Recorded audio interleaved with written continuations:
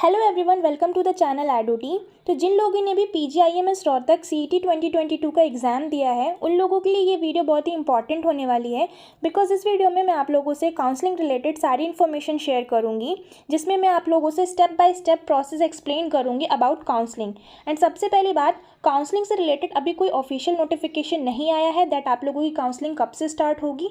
सो जो लोग कंफ्यूज हो रहे हैं दैट 20 से आप लोगों की काउंसलिंग स्टार्ट होनी है, तो इसके रिगार्डिंग ऑफिशियल नोटिस कहाँ पे है एंड ऑल दैट, तो अभी मैं बता दूं PGIMS रोहतक की जो ऑफिशियल वेबसाइट है उसमें कोई भी ऐसा ऑफिशियल नोटिफिकेशन नहीं आया है। बाकी अगर कोई ऐसी ऑफिशियल नोटिफिकेशन आती है दैट आप लोगों की काउंसलिंग कब से होनी है, तो उसके रिगार्डिंग मैं आप लोगों को इन्फॉर्मेशन देती रहूँगी अपने वीडियो और टेलीग्राम चैनल के थ्रू। बट जब काउंसलिंग की डेट आ जाएगी उसके बाद का प्रोसीजर क्या होगा वो हम इस वीडियो में देखेंगे। सो काउंसलिंग की जो भी स्टेप बाय स्टेप प्रोसीजर रहेगी वो मैं इसमें पूरे तरह से एक्सप्लेन करूँगी क्लियरली।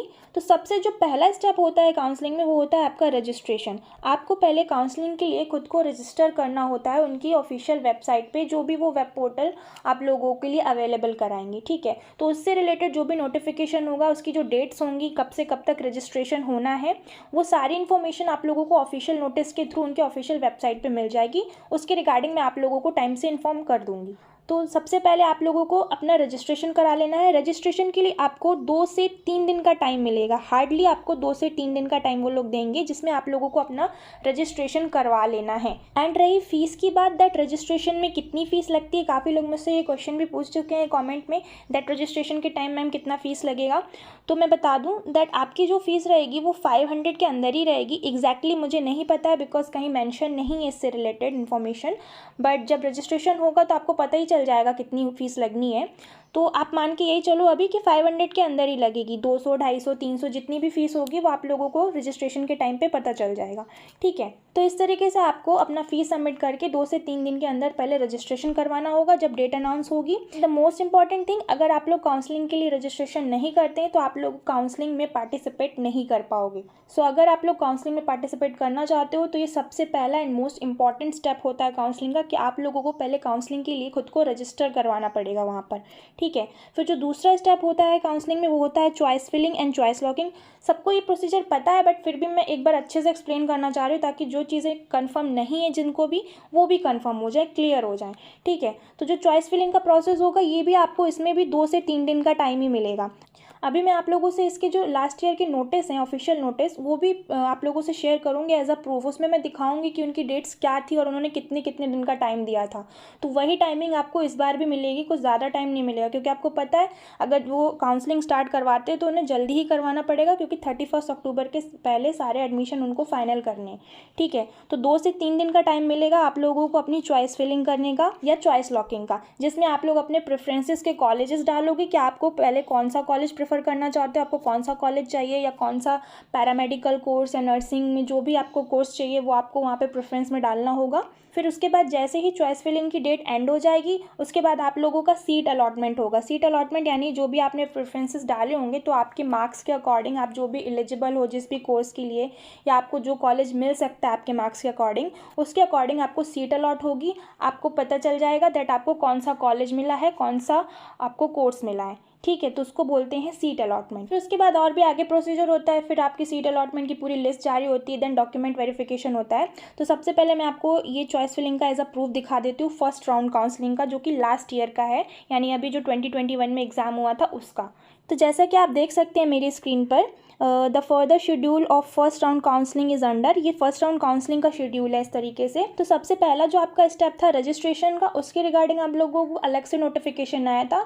तो जब रजिस्ट्रेशन हो गया था बच्चों का लास्ट ईयर, उसके बाद ये नोटिफिकेशन रिलीज़ किया था ऑफिशियल वेबसाइट में, जहाँ पर जो फर्स्ट पॉइंट था that submission of choice online and choice locking. मतलब ये जो चॉइस लॉकिंग का प्रोसेस होता है ये ऑनलाइन ही होगा। कहीं से भी अपने आसपास कोई साइबर कैफ़े से या फिर खुद से भी फ़ोन से या लैपटॉप से आप लोग ये काम कर सकते हो चॉइस फिलिंग का।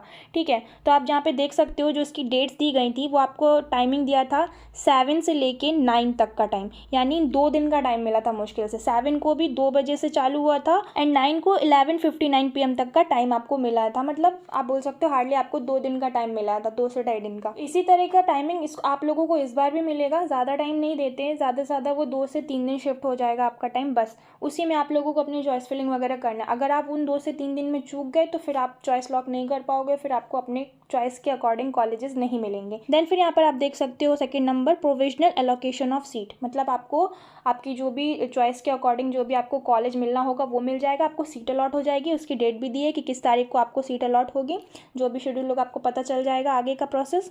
देन इसके बाद थर्ड स्टेप आपका जो भी फॉलोड होगा वो होगा grievances if any on the provisional allocation list through email only.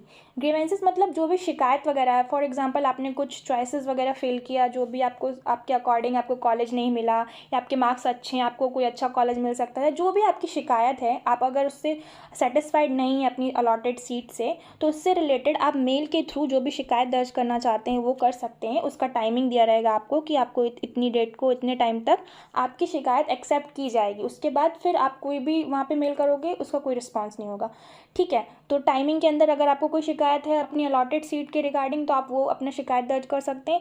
Then उसके बाद जब वो टाइम अप हो जाएगा उसके बाद फाइनल जिन बच्चों ने भी फर्स्ट राउंड काउंसलिंग में पार्टिसिपेट किया होगा और जिनका सिलेक्शन हुआ होगा, यानी जिन लोगों को भी सीट अलॉट हुई होगी, कोर्सेज अलॉट हुए होंगे जो भी, वो सारी लिस्ट डिस्प्ले की जाएगी इनकी ही ऑफिशियल वेबसाइट पर, यानी PGIMS की ऑफिशियल वेबसाइट पर। जैसा कि आप लोगों ने देखा भी होगा लास्ट ईयर की जो भी लिस्ट वगैरह है, दैट उसमें किस बच्चे को कौन सा कॉलेज मिला, कौन सा कोर्स मिला, उसे कितने मार्क्स है, वो पूरा लिस्ट के तौर पर आप लोगों को एक PDF मिला होगा। उसी तरह इस बार भी आप लोगों का फाइनल लिस्ट डिस्प्ले की जाएगी। देन उसके बाद आप देख सकते हैं ये वाला नोटिस आया था दैट आपकी सीट एलोकेशन के बाद, ग्रीवेंसेस के बाद, फाइनल एलोकेशन सीट का जो डिस्प्ले लिस्ट हुई थी उसके बाद आपका आएगा डिपोजिशन ऑफ ट्यूशन फ़ी। आपका अगर मतलब मान लीजिए कोई आपको सीट अलॉट हो जाती है, आपको कोई कॉलेज अलॉट हो जाता है फाइनली, तो फिर आपको अपनी ट्यूशन फ़ीस वगैरह वहाँ पे डिपॉजिट करनी होगी।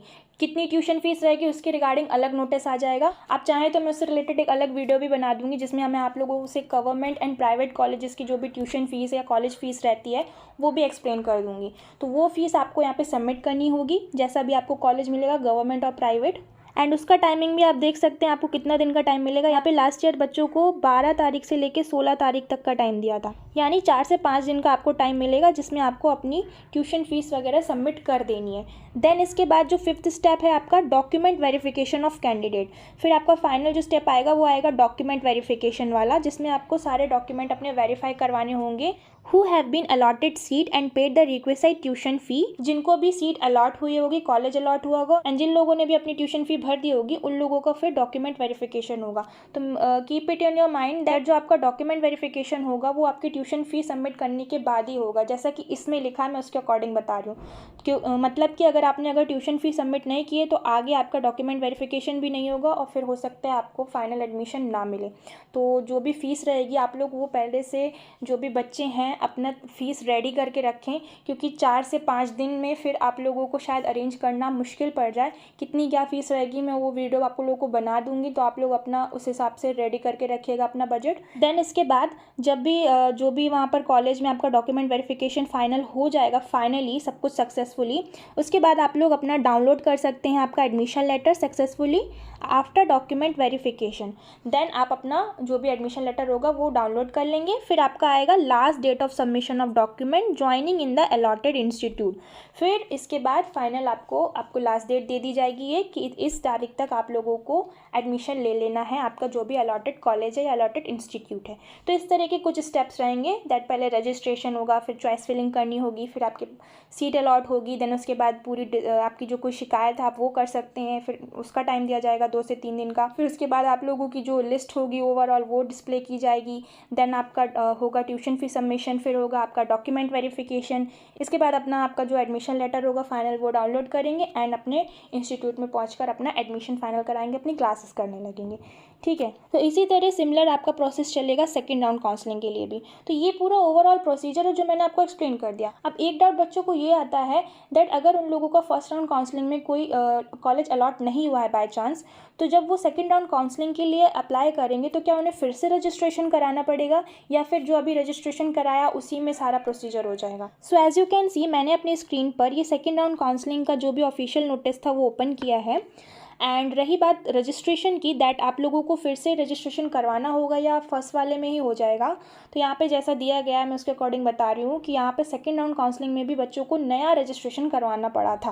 यहाँ पे देख सकते हो आपको नई डेट दी जाएगी फिर सेकेंड राउंड काउंसलिंग के रजिस्ट्रेशन के लिए, जैसे कि यहाँ पे दी गई थी 19 से लेके 21 की। आप देख सकते हो 19 से 21 यानी 2 दिन का टाइम मिला था आपको। मैंने अभी आपको बताया 2 से 3 दिन का टाइम ही देते हैं, ज़्यादा नहीं मिलेगा। एंड यहाँ पर उन्होंने ऊपर क्लियरली लिखा भी हुआ है that all the concerned that fresh registration are invited from all eligible candidates for the second round। यानी आपको फ्रेश रजिस्ट्रेशन करवाना पड़ेगा एंड उसकी डेट फिर आपको जब आपका फर्स्ट राउंड का फिनिश हो जाएगा जो भी है, तो इसके रिगार्डिंग जो भी ऑफिशियल नोटिफिकेशन रहेगी आपको इसके ऑफिशियल वेबसाइट पे देखने को मिलेगी, ठीक है। एंड फिर सिमिलरली वही प्रोसेस चलेगा जो फर्स्ट राउंड में चला था। आपको फिर से अपना चॉइस लॉक करना पड़ेगा कॉलेजेस से रिलेटेड, आपका सीट अलॉकेट होगी, डिस्प्ले ऑफ लिस्ट होगा, document verification, last date of joining, ठीक। तो ये तो सिमिलर प्रोसेस होगा जो मैंने आप लोग से पहले एक्सप्लेन कर दिया। एंड लास्ट डाउट एक और रहता है बच्चों के मन में, दैट अगर किसी को मान लीजिए कोई कॉलेज मिल जाता है, वो वहाँ पर एडमिशन ले लेता है, लेकिन बाद में फिर कुछ दिनों में उसको लगता है कि वो उसको कॉलेज पसंद नहीं आ रहा है, उसे कॉलेज चेंज करना है, तो क्या फिर वो सेकेंड राउंड में या मॉप अप राउंड में फिर से पार्टिसिपेट करके क्या दूसरा कॉलेज चूज़ कर सकता है? ये क्वेश्चन मुझसे बच्चे बहुत पूछते हैं, तो मैं इसके रिगार्डिंग भी आप लोगों को एक चीज़ क्लियर कर देना चाहती हूँ। मैं एक नोटिस आप लोगों से शेयर करूँगी पहले। जैसे कि आप यहाँ पे देख सकते हो इनकी जो ये ऑफिशियल नोटिफिकेशन है, यहाँ पर इन लोगों ने क्लियरली लिखा हुआ है that round 2 will be considered joint in allotted institute, they will not be eligible to participate in mop up round as per government notification date. मतलब इनके नोटिफिकेशन से इन्होंने ये क्लियर किया था लास्ट टाइम कि जिन लोगों को भी कॉलेज मिल चुका है, सीट अलॉट हो चुकी है, देखिए यहाँ पे लिखा हुआ अलॉटेड इंस्टीट्यूट, उसके बाद वो बच्चा मॉप अप राउंड में पार्टिसिपेट नहीं कर सकता है। जिसे फर्स्ट राउंड में मिल गए तो वो फिर सेकंड राउंड में पार्टिसिपेट नहीं कर सकता है। इसीलिए फर्स्ट टाइम में ही जो भी आप चॉइस फिल करें या जो भी कॉलेज आपको मिलता है आप प्रॉपर वे में करें और उसी से फिर आप उसी में आगे कंटिन्यू करें। एंड सिमिलरली फिर आप लोगों को मॉप अप राउंड से रिलेटेड भी नोटिफिकेशन मिल जाता है, जो भी आपका नोटिफिकेशन है वो आपको आ जाएगा ऑफिशियल वेबसाइट में।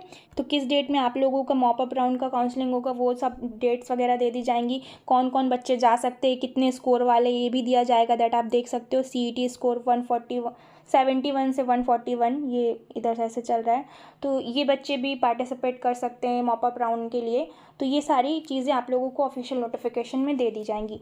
एंड मॉप अप राउंड के लिए जो भी आपका परफॉर्मर रहेगा, आपका जो फॉर्म जैसा रहेगा जो आपको फिल करना होगा वो कैसा होगा वो भी देख लेते हैं। सो इस तरह का परफॉर्मर रहेगा आप लोगों का, counselling performer for admission to BSc nursing, BPT, paramedical courses. ये 2021 का है एंड सिमिलरली आपका 2022 का भी होगा, जिसमें आपको अपना CET roll number, marks, rank, name, date of birth and अपना जो भी और आपकी पर्सनल डिटेल्स है वो फिल करनी पड़ेंगी। एंड अगर आप लोगों ने फर्स्ट और सेकंड राउंड काउंसलिंग में पार्टिसिपेट किया था तो आपको कौन सा कॉलेज अलॉट हुआ था वो भी यहाँ पे फिल करना होगा। लेकिन आपने वहाँ एडमिशन नहीं लिया है तभी आप यहाँ पे पार्टिसिपेट कर पाओगे मॉप अप राउंड में। अगर आप वहाँ अलॉट हो चुका, एडमिशन ले चुके हैं तो फिर आप यहाँ पे मॉप अप राउंड में पार्टिसिपेट नहीं कर सकते। So this is all about this video, जिसमें मैंने आप लोगों से काउंसलिंग रिलेटेड सारे प्रोसीजर को स्टेप बाय स्टेप क्लियरली पूरा एक तरीके से एक्सप्लेन किया है। आई होप आप लोगों को ये वीडियो पसंद आई होगी and if you like this video then don't forget to like, subscribe and share. Also press the bell icon for more such video. Thanks for watching.